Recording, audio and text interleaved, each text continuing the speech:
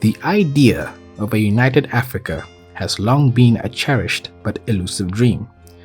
Africa is dominated by two types of African ideologies, which are Pan-Africanism and anti-Pan-Africanism. Pan-Africanism is the idea that Africa must unite and become one country, with one currency, one political system, and with one military. And that by doing this, Africa will be able to boost its economic, industrial, and technological abilities, which will be able to compete with the West and Eastern blocs. And for those who believe in Pan-Africanism, I'd like to say I totally agree with this. And then there's anti-Pan-Africanism. Anti-Pan-Africanism is not the idea, but rather the belief that African unity cannot exist in a continent with different tribes, languages, and ethnicities, and that a united Africa is just chaos waiting to happen. And for those who agree with this statement, I'd like to say I completely disagree with you. But there's one African ideology I agree with, and it's neither Pan-African nor anti-Pan-African. And that ideology is African nationalism. African nationalism is similar to Pan-Africanism, but with a twist. While Pan-Africanism aims to unite Africa into one country with one currency, one political system with one military, the issue that African nationalists have with Pan-Africanists is not necessarily the goal, rather the fundamentals and the means to achieve that goal.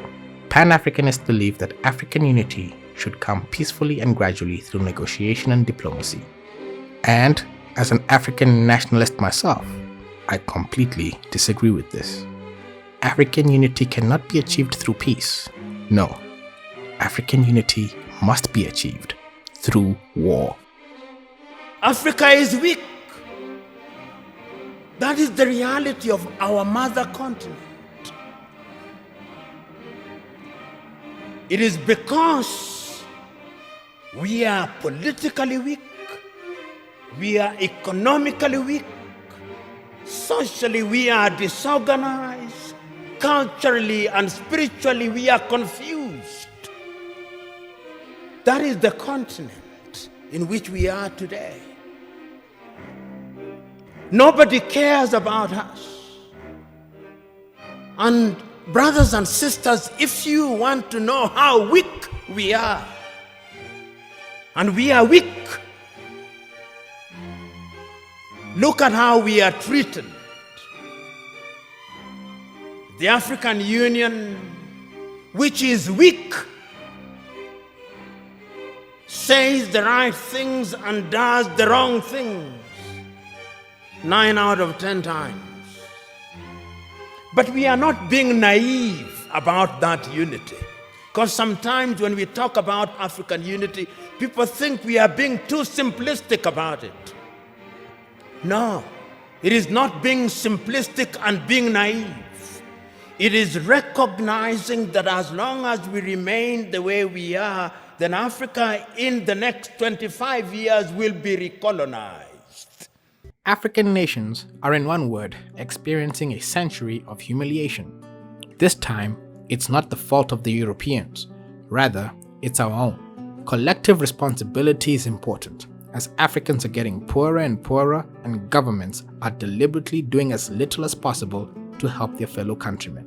And it doesn't just end there. Majority of politicians are literally stealing from their own people, robbing them in broad daylight.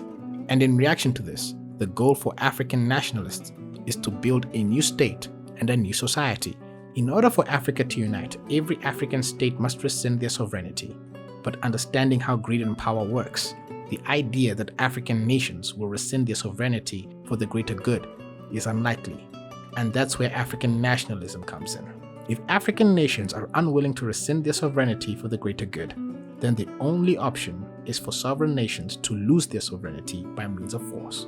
It might not be an ideal solution, but if Africa does not unite immediately, then the century of humiliation will continue.